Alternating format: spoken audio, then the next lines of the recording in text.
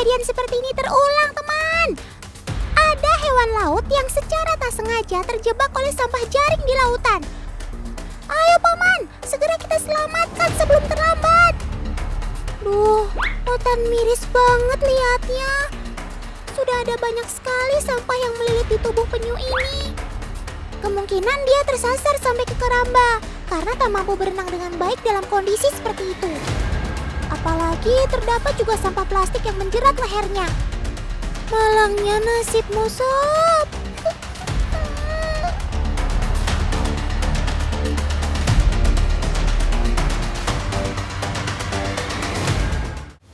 Kejadian seperti ini memang bukan pertama kali terjadi, Tan. Padahal aku sudah sangat berhati-hati saat berenang. Tapi tetap saja aku terperangkap oleh sampah-sampah ini. Sebenarnya aku datang ke tempat ini punya tujuan, yaitu untuk bertelur. Oh iya, Otan baru ingat. Kamu kan akan kembali ke tempat asalmu ya, Sob, saat mau bertelur. Ya, betul sekali, Tan. Tapi sayangnya perjalananku ini tak semulus rencanaku. Di sekitar laut dekat pantai, banyak sekali sampah, sehingga menyulitkanku untuk bisa sampai ke pantai.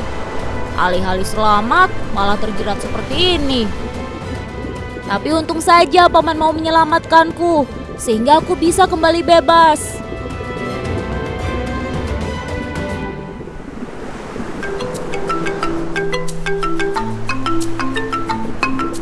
Tuh kan, lagi-lagi masalahnya adalah sampah. Saat ini, keadaan laut sudah cukup mengkhawatirkan, teman. Sampah sudah banyak menyebar kemana-mana. Dan dampaknya sangat merugikan bagi lingkungan dan juga ekosistem laut. Selain bisa tercemar, sampah juga bisa mengganggu siklus hidup Sobat Otan loh. Karena siapapun yang ada di sana bisa saja memakan sampah-sampah yang berbahaya.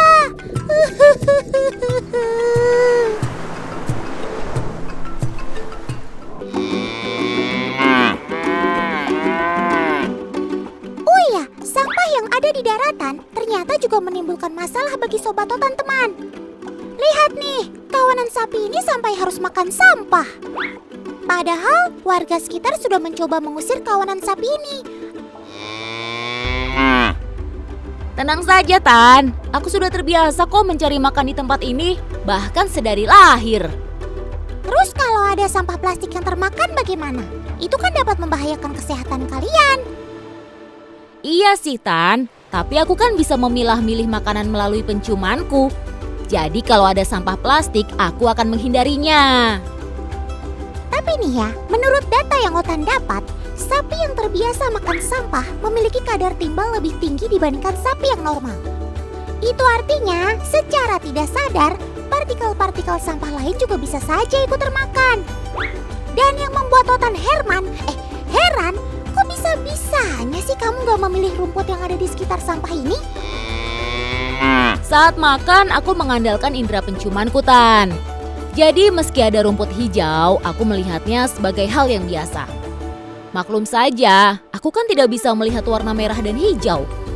Sementara sampah-sampah ini memiliki bau yang sangat menyengat dan mencuri perhatianku. Kegiatan ini sudah kami lakukan selama bertahun-tahun, sehingga saat keluar kandang, aku dan teman-temanku langsung autopilot ke lokasi ini. Ya ampun, Sob. Semoga permasalahan sampah di tempat tinggalmu segera bisa terselesaikan ya. Otan doakan.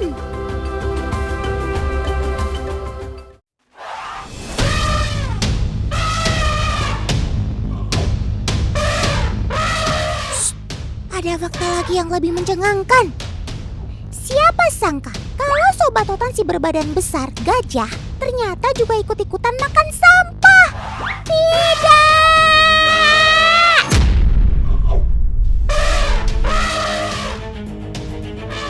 Pertanyaannya, kok bisa sih mereka ini sampai makan sampah? Coba ceritakan, Sob.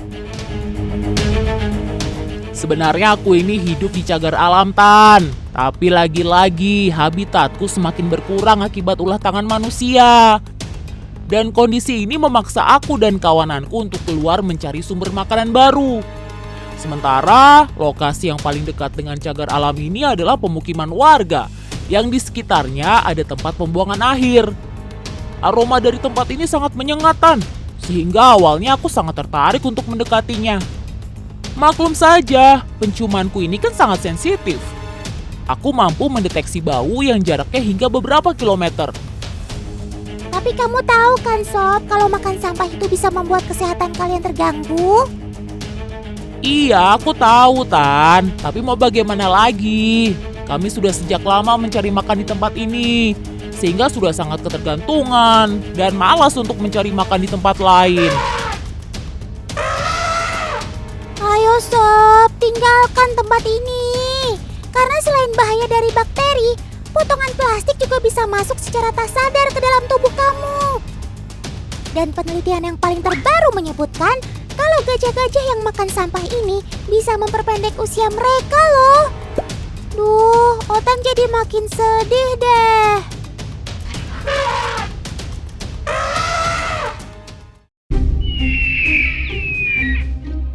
Loh, ternyata bukan mamalia saja nih yang punya perilaku makan sampah. Tapi burung-burung predator juga. Astaga naga! Perubahan perilaku pada elang ini memang tak terlepas dari rusaknya habitat mereka, teman. Istilahnya nih, mereka dapat makanan siap saji tanpa harus susah-susah mencarinya. Betul sekali, Tan. Di sampah-sampah ini aku dan teman-temanku bisa mendapatkan banyak makanan sisa dari manusia. Sebenarnya sampah adalah tujuan terakhir kami, Tan. Karena sumber makanan kami di alam sudah sangat terbatas. Sedangkan kami tetap harus makan.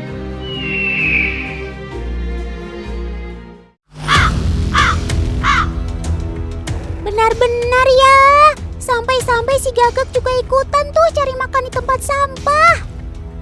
Itu tandanya alam kita sudah sangat memprihatinkan.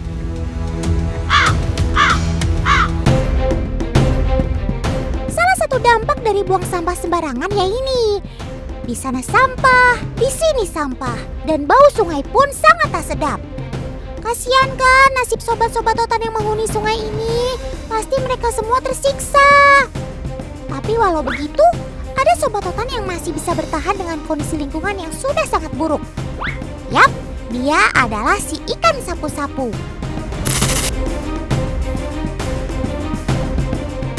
Sobat Otan ini memang memiliki adaptasi yang sangat baik, teman.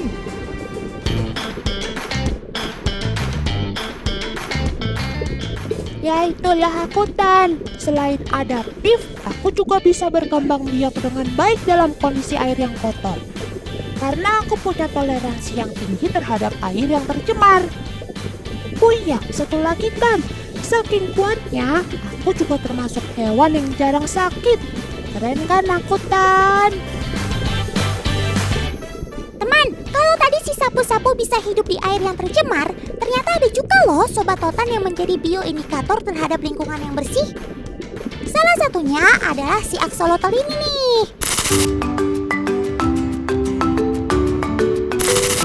Coba jelaskan gimana maksudnya, Sob? Jadi tubuhku ini sangat sensitif terhadap kualitas air, Tan. Aku nggak bisa kayak si sapu-sapu yang mampu hidup di air yang tercemar. Kondisi habitatku haruslah air yang jernih dengan kualitas tinggi. Nah, karena alasan itulah aku menjadi bioindikator terhadap air yang bersih. Kulitku ini sangat lembab dan mudah sekali menyerap air, Tan. Jadi, jika ada zat-zat yang berbahaya, tentu akan langsung menyerap ke dalam tubuhku. Nah, jika kondisi air sudah tidak baik, aku pasti akan mencari tempat baru. Semoga saja lingkungan dan habitat Sobat Otan ini tetap terjaga ya teman.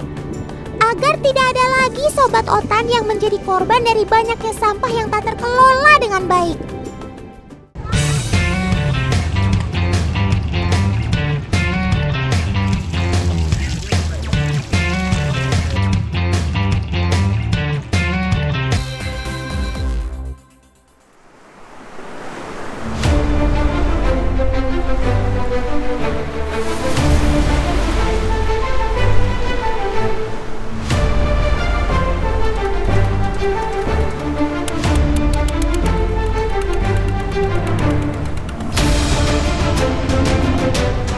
Hai Otan, kami adalah si kerbau petualang. penakluk ombak, pengarung samudera. Hari ini kami akan menuju ke suatu pulau. Di sanalah makanan kami melimpah. Untuk menuju ke sana, kami harus berenang.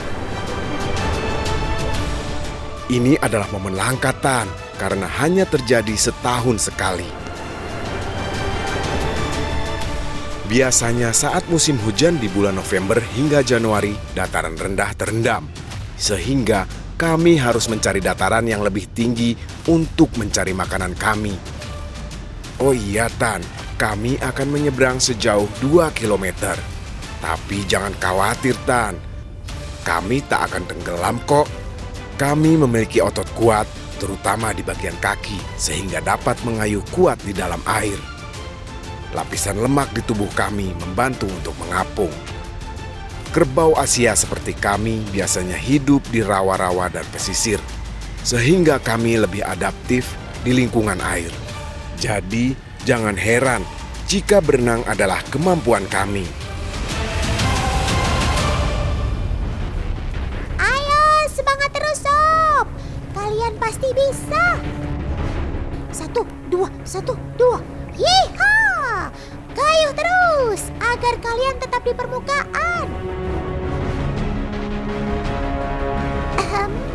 Bagi yang sudah tidak kuat, lambaikan tangan kalian ke kamera ya.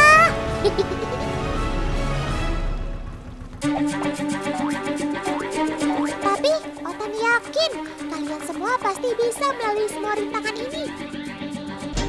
Tuh kan, kita sudah sampai nih. Yeay, berhasil, berhasil.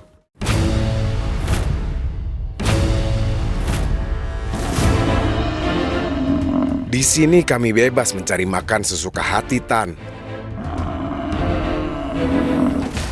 Kami akan tinggal di sini selama 6 bulan ke depan. Kami akan kembali setelah musim berlalu. Kami makan dulu ya, Tan.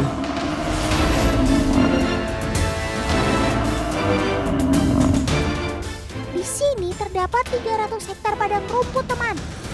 Artinya di sini semua bebas digembalakan dan berlimpah rumput gratis. Woohoo! Makan all you can eat kamu, Sob. Pantesan gemuk-gemuk gitu ya.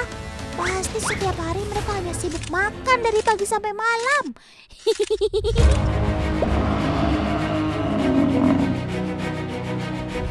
Kerbau Tokilo sebagian besar berwarna abu-abu seperti kerbau pada umumnya. Tapi ada sebagian kecil yang berwarna putih alias bule. Kerbau bule memiliki bulu putih agak pink dan mata yang berwarna pink. Meskipun bule, ternyata ketika dijual, harga kerbau ini jauh lebih murah dari kerbau biasanya, teman. Hal ini yang membuat sebagian besar masyarakat desa Tokilo kurang senang ketika kerbau mereka melahirkan kerbau bule. Bagi mereka, kerbau bule kurang berharga dibandingkan kerbau biasa. Kasihan banget kamu, Le. Tapi setidaknya kamu tetap berharga kok di mata Otan. Kalau kerbau bule tidak diharapkan kehadirannya, berbeda dengan kerbau bule yang satu ini.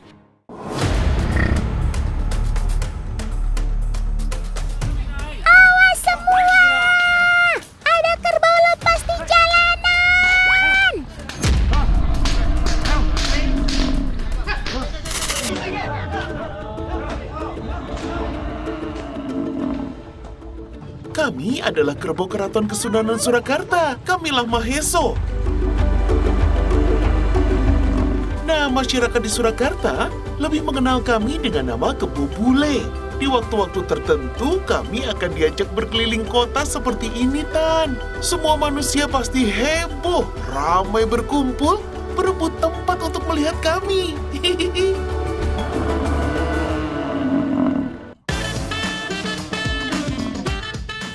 Bagi masyarakat Surakarta, Maheso atau Kebo Bule adalah hewan yang istimewa.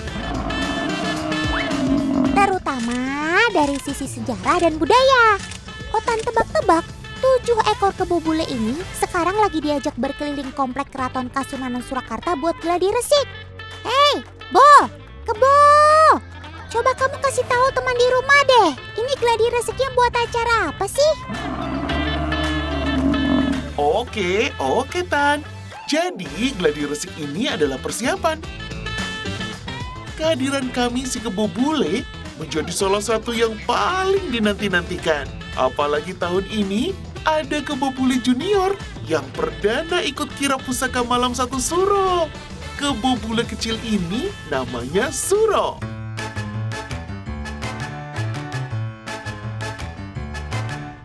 Halo Suro. Wih, hebat juga kamu kebo kecil. Berani ikut teman-temanmu di acara seramai ini. Sebentar ya Tan. Aku mencium bau makanan kesukaanku.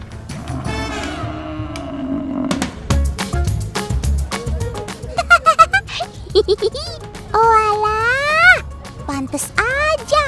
Ada ubi manis sudah disiapkan buat kamu toh.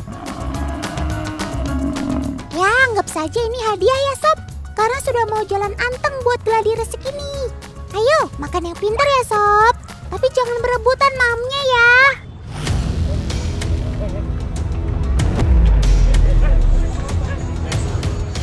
Loh, baru juga dibilang gak usah rebutan, kok kamu ngusir temanmu begitu sih? Ya, namanya juga ada makanan enak, Tan.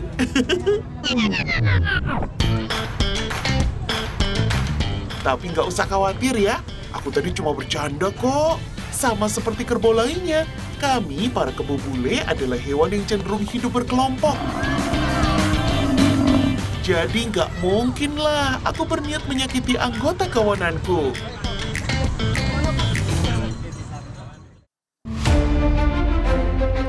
Sebagai kerbau yang diistimewakan, Maheso atau kebo bule di sini punya menu spesial tersendiri, teman. Selain rerumputan yang menjadi pakan rutin, ada lagi tambahan nutrisi dari ubi jalar yang diberi 3 sesi dalam sehari. Wah, kalau dibikin jadi kolak ubi pasti makin enak tuh Sob. Sebagai jamuan istimewa, ubi dianggap memiliki kandungan nutrisi yang baik bagi kebo bule. Teman, coba deh perhatikan cara kerbau mengunyah makanannya. Dengan bantuan lidah, makanan akan digiring menuju bagian belakang rongga mulut kerbau.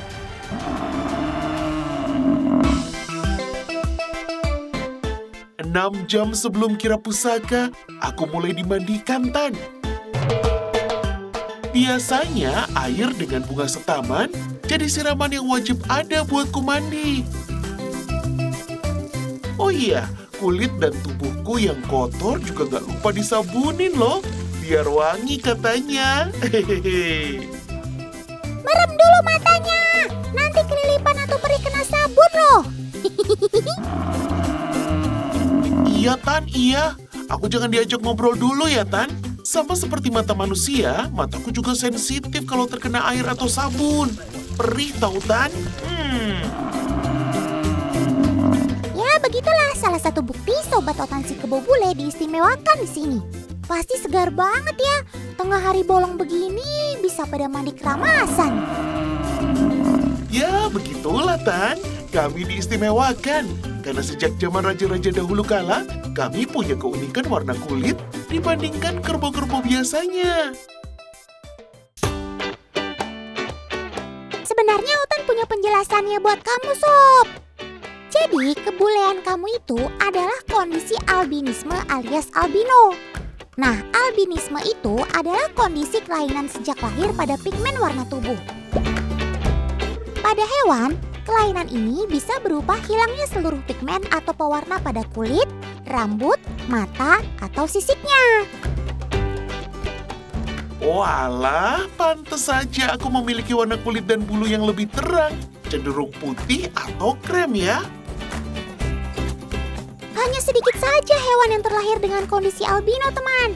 Makanya saat pertama kebo bule ini ditemukan, dia jadi dianggap hewan keramat oleh para nenek moyang. Tapi kondisi albino ini membuat kulit kebo bule akan menjadi lebih sensitif terhadap paparan sinar matahari, teman. Pantas saja aku tidak bisa kena panas matahari lama-lama, Tan. Bisa lihat sendiri kan, kulitku yang putih jadi berbintik-bintik hitam. Bintik ini muncul akibat aku sering berjemur panas-panasan.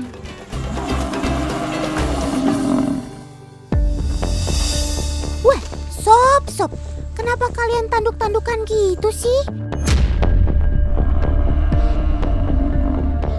Nanti manusia takut loh sama kalian, karena kamu dianggap galak. Tenang, senggol-senggolan atau sedikit beradu tanduk antar anggota kelompok kerbau bukan berarti awal pertanda sebuah pertarungan kok. Bagi kami, tanduk nggak hanya menjadi senjata pertahanan diri, tapi juga cara berkomunikasi. Misalnya saat menandai ancaman, menunjukkan kekuatan, bahkan cara memanggil anggota kawanan lainnya. Tapi aku jamin deh, Tan, kami semua di sini bersahabat sama manusia. Iya deh, iya. Otan percaya. Meski kerbau punya senjata berupa tanduk besar dan tenaga super, sejatinya mereka memang punya sifat yang bersahabat dengan manusia. Selain itu, manusia di sini bahkan suka memberikan pijatan untuk membuatku nyaman, Tan.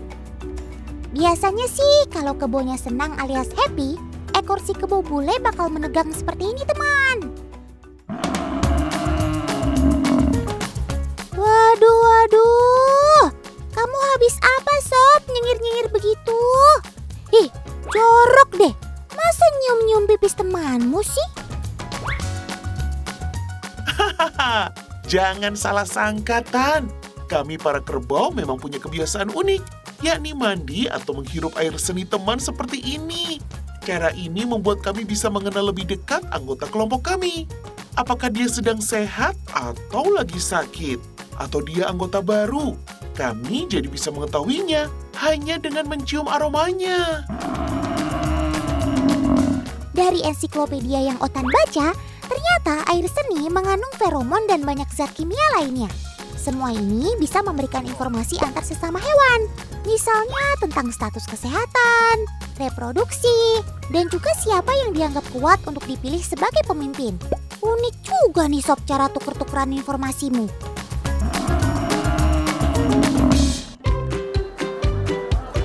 Teman, akhirnya yang ditunggu datang juga. Sobat-sobat bule Otan sudah berkalung kembang dan siap dikirap mengawal pusaka milik keraton. Di sini si kebo bule memang bertugas sebagai cucuk lampah alias pengawal kirap untuk berjalan di barisan paling depan. Gagah banget ya. Tradisi yang sudah berlangsung berabad-abad ini masih memakai kebo bule dari garis keturunan yang sama. Keren banget kamu, Sob.